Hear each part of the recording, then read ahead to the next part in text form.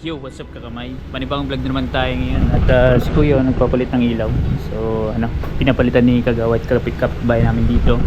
At kakatila lang ng ulan. So ayun yung haring araw kalalabas lang. Ito hapon na mamay, mag 4 o'clock na. At katatapos ko lang mamay ma-update yung parang second update natin sa mga views ng Team Subasco at Team Gonggong. So kumbaga nag-message na rin sa akin si Bay Japper na mamaya ipapasa natin yung updated natin na views. Ito, meron akong nakita sa Facebook kasi friend ko ng yung isa sa mga content creators. Kung kilala niyo si Chupapi Munyanyo. Si Kuya Dang mamay. Lalabas na naman si si Chupapi. Grabe yun, mamay. I think nag-viral yun sa before na ginawa niya yun, yung parang nag-makeup siya ganun kay Chupapi. So abangan natin mamay.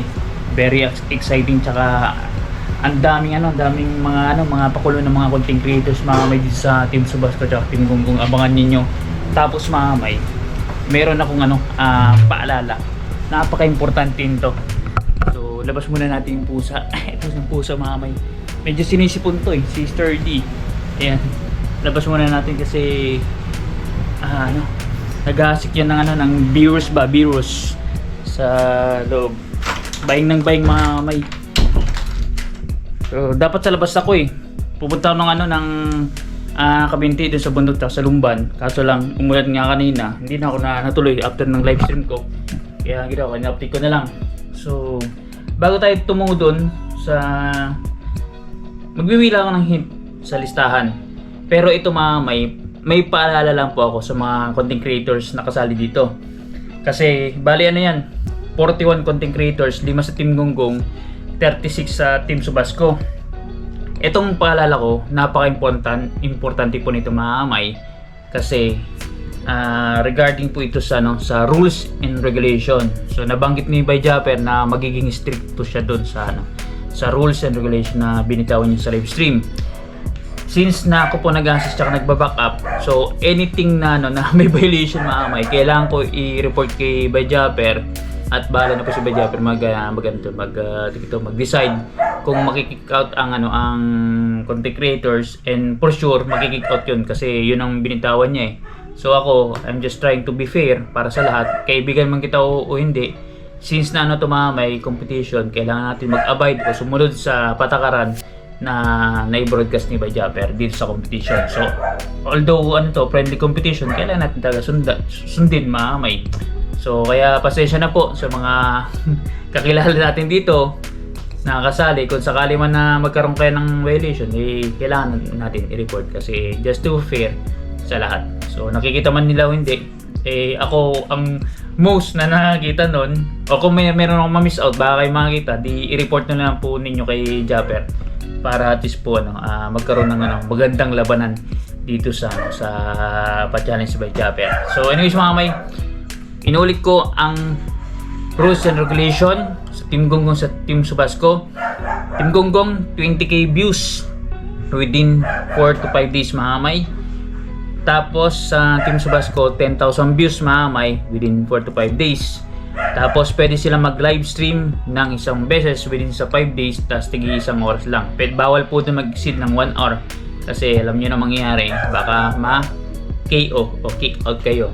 So tapos mamay, yung vlog nga pala is kailangan nila mag-upload ng minimum 20 minutes. So let's say for example, ganito, pag nag-upload po sila ng 11 minutes and 59 seconds mamay, automatic po yan, ang decision is KO kasi less than 20 minutes. Kaya meron lang ako napansin mamay, kasi kaya ako nagpapaalala. Meron kasi ako napansin doon sa mga uploads mamay, kung masisilip nyo na may munti ka ng po mamay na may upload na 20 minutes and 1 second. Delikado po yun mamay. Much better na habaan nyo po yung vlog. So gawin yung 25 minutes. Hindi naman siguro kalabisan yun mamay, kaysa doon naman sa nasa bingit ng alanganin. So kumbaga ang gagawin nyo is i-double check nyo po yung watch time ng upload nyo. Sa editing pa lang po, tingnan nyo kung lampas ba ng 20 minutes. Kasi baka nyo, hindi nyo mapansin, yari, pag na-upload nyo po, na-public nyo, pag nakita ko po yun, re-report na kay Japper, kung may viewers mamay na talagang very alam mo yun, yung maselan at nakita yung vlog nyo, i-report kay Japper, pwede kayo makick out. Sayang ng opportunity, di ba? So, tapos mamay, ang sa Team Gonggong, bawal sila magsama-sama sa vlog. Let's say for example, si Kahaw, hindi pwedeng kasama si Kabansot kasi pag nakita yun, nakita ni Japper, tapos ng mga viewers, automatic kick out po yun mamay. So, yun po pagkakaiba sa Team Gonggong at Team Subasco. Yung pala sa small YouTubers, yung iba na baka nape-pressure, given na po kasi mamay na meron kayong kasamahan dito sa pa-challenge by Japper na may mga kumbaga kilala na, may mga pangalan at the same time established na.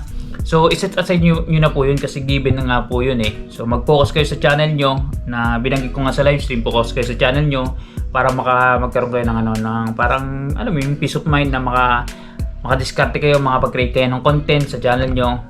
At malay nyo mamay, may isip kayo ng content na maganda, may ilabas nyo sa vlog at magustuhan ni by Japper, may share sa community, and for sure magiging abnormal ang views nyo. So hindi po siya normal. At sabi ko nga, cherish the moment. Ito yung parang time nyo na ma-expose kayo dito sa community natin. And syempre, grab nyo yung opportunity. Kahit na short stint yan, malay nyo, makausag kayo sa next round, at least sa haba pa. So, kung gagawin nyo na po the best na magagawa nyo dito sa within 5 days mamay. At meron ako nakikita dun. Bibigyan ko kayo ng example, ng isa sa pwedeng lumusot sa next round mamay.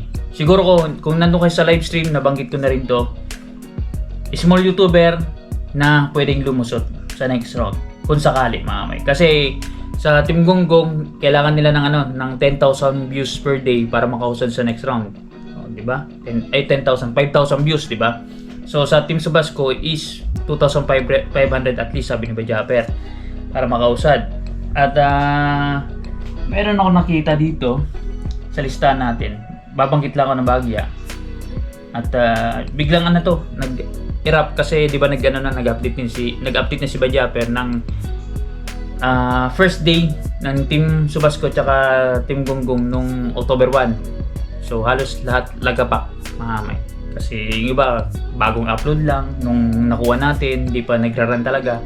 Biglang overtime or overnight mamay nung sinilip ko ngayon maghapon is nag-iba na yung timpla. So magbabanggit lang ako para at least moral booster o pangpagana ba sa mga small content creator na baka nawawalan kayo na pag-asa ito.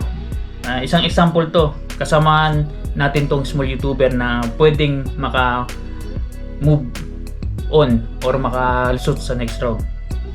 Basta wag lang magkaroon ng violation double check nyo, sayang. Ito mamay, babanggitin ko sa inyo. Una dyan mamay, si Mark Joe Waray mamay. So silipin yung first update niya, first day, less than 1k. Ngayon more than na siya, 3,000. So yun po mamay, small YouTuber yan mamay, si Mark Joe Waray. So less than 1k naging ngayon ang update natin sa second update natin dito, kasi may final update pa ako mamaya magagabi, nasa 3k na po mamay. So small YouTuber yan. Next mamay, ito si MC official mamay. Si Macdo, kung kilala nyo, yung anak ni Chong Luis, isa rin yan mamay, less than 1k. Ngayon mamay, nasa 2,000 plus na po siya. So, di ba? Grabe. Alam mo yun, nagbagi ko nga kanina sa live stream, yung title ko, parang palaka, mga tumalon mamay. From nothing to something, di ba? So, big time ang talon. So, bibigyan ko pa kayo isa, mamay. Para good vibes o pampagana sa mga small content creators na kasama dito, para mas lalo kayong ganahan kung anong kaya nga ng iba na mga kasama yung small content creators, syempre kaya nyo din, di ba? Eto pa, bye-bye! Si Kagrasa TV, mga kamay. Di ba? Si Kagrasa, mga kamay. Siguro nasa line na rin siya ng 1,000 plus yun ba? Pero ngayon, halos nadoble po yan, mga kamay. Nasaan na siya, mga kamay? Ganda. Nasa 6,000 na po, mga kamay. Kagrasa. So, ito may pag-asa to. Ano to? Team Kapanalig, mga kamay. Sarap. Diba? Second day pa lang yan. Malay nyo, mahit niya yung 10k mamaya. Di, sure ball na. Diba? Next round. So, bali ano na. Ilan na ko nabanggit? 2? O 3? Ito pa. Si Consialando, mga kamay. Sa Bukana. Si Consialando, diba? Ang update ni Bajapper sa first day, less than 1k na. So 200 plus lang yata to. 400 parang ganun. Pero ngayon, mga kamay, si Consialando nasa 2,000 plus na po. So, yung mga bananggit ko, mga kamay, is mga small YouTubers po yan na tulad ko. Na nag-vlog lang, nag-isip lang ng content, linabas nila, in-upload nila. Tapos ayan na, mga kamay. Nasuportahan po. Nagustuhan siguro yung vlog. And yan po ang resulta. At sa mga manok ninyo na hindi ko nabanggit, abangan po ninyo mamaya. Kasi meron pang malupit na, Diyos ko po, sabi ko sa inyo. At nangungusan ang mga manok ninyo. Nangungusan. Ito yung sinasabing talagang wala talagang safe dito sa mundo ng social media when it comes sa views. So anytime, lahat pwedeng mag-boom. At isa na rin yung content creator na kasali dito sa Team Subasco na nag-boom na talaga. Kumbaga, pag once na nakatalisod ka talaga ng isang video, nakatalisod ka, di ba? At nag-viral, di mo siya mapipigilan. Kumbaga, titigil lang siya, mga kamay, pag tinigil na ng algorithm na i-recommend yung yung vlog mo. Kaya yun ang bentahe, mga kamay. Kaya in-encourage kayo ni Bajapper na mag-vlog ng mag-create ng content. Malay nyo, magustuhan ng viewers, di jackpot kayo, di ba? At may dito naman si Team Gonggong, dahil 5 sila. 5. Ilan bang nakapasa? Ang nakapasa po, mga kamay, sa tingin ko ay dalawa lang po, mga kamay. Dalawa lang. So yun ang sa tingin ko, mga kamay. Baka 2 lang nakapasa dito. Based natin sa update natin, 2 lang. So hindi ko muna babanggitin, mga kamay, si Japper na. At yung 3 kailangan maghabol, mga kamay, kasi kung hindi, may hirapan sila. Pati na sa Team Subasco, may hirapan na rin yung iba pag hindi nila kumbaga hindi nila nagawan ng paraan. Kasi second day na ngayon, very vital every day, mga kamay, kasi 2,500 tsaka 5,000 na hinahabol na. Pag once na lagi may deficit ng medyo malaki, may hirapan na po yung makahabol pag ganun ang pattern ng views sa kada vlog every day. So may hirapan po. Kaya good luck sa mga Team Subasco, Team Gonggong, kaya nyo yan. So tiwala lang sa inyong sarili, sa channel nyo. Malay mo, di ba? Makalusot kayo sa first round, makakusog kayo sa second round. Ngayon sa second round, pag nakakusog kayo, may third round kayo. Pag nakakusog kayo sa third round, may fourth round. Ngayon, malay nyo, kayo ma-declare na winner, hindi lang sa revenue, pati na sa views. And kayo ang magkakamyon sa views, next month, kasali kayo. Kaya good luck.